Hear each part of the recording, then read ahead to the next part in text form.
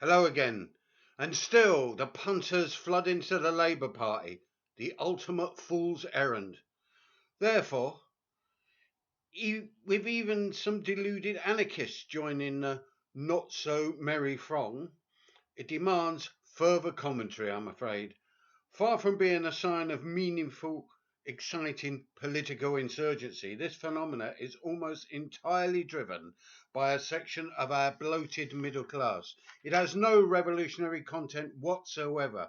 We're talking, amidst this muted hysteria, of the Labour Party, for fuck's sake. I don't think it's necessary to list the never ending succession of crimes, injustices, and oppressions against the working class and humanity in general, orchestrated by Labour governments over the recent decades or generations, from imperial disasters in the Middle East to the ramping up of Thatcherism during the Blair and Brown administration that has impacted negatively in every shape imaginable upon us. Cameron and his Etonian regime, as Theresa May and her nasties, will only continue to refine what has been evolving over generations. I am specifically addressing those anarchists and many who fall within that orbit here in the UK, but maybe this may be of general interest to those who, in their political despair, may be tempted to sup the poisoned chalice of the Labour Party. We are, after all, talking about an organisation that is part of the state. By joining it, like it or not, you are subscribing to all the rotten historical and social baggage of that party.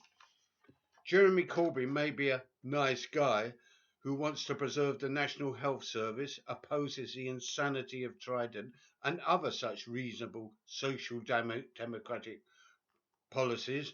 And yes, Owen Smith represents a reactionary nuclear holocaust section of that party, but he's doomed to be ignominiously defeated in the leadership election. But what then? Labour are finished as a prospective government of the future. Even some of their most ardent supporters, like Owen Jones, are beginning to twig on to the glaringly obvious fact that we now exist here in the UK in what amounts to a one-party electoral state. Logically, any meaningful change can only come from outside the deadly embrace of our so-called falsely claimed democratic system and its Labour Party. So, to all you anarchists who've hitched up to the crumbling Labour juggernaut, I reiterate this. You are now supporting a faction of capitalism with its laws, police, prisons, armed forces, the British state with all its institutional racism and class oppression, the monarchy and the House of Lords. Yeah, sure, the left, of which we are not really a part, although we do operate on some of the same terrain, are joining in droves, but they are backing a loser, and deep down they know it. For us, the Labour Party is a party of the system, full stop. Therefore, as anarchists, we totally oppose it, as much as we oppose the Tories.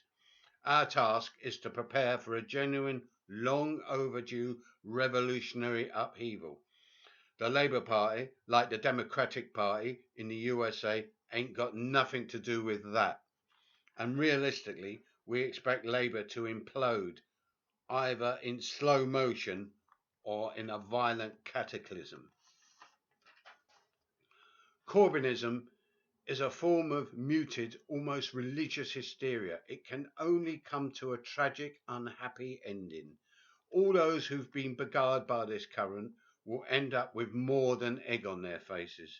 I say to anarchists and other malcontents, Labour is the kiss of death, a whirlpool sucking tens of thousands of promising activists into a negative void. Avoid it, combat it.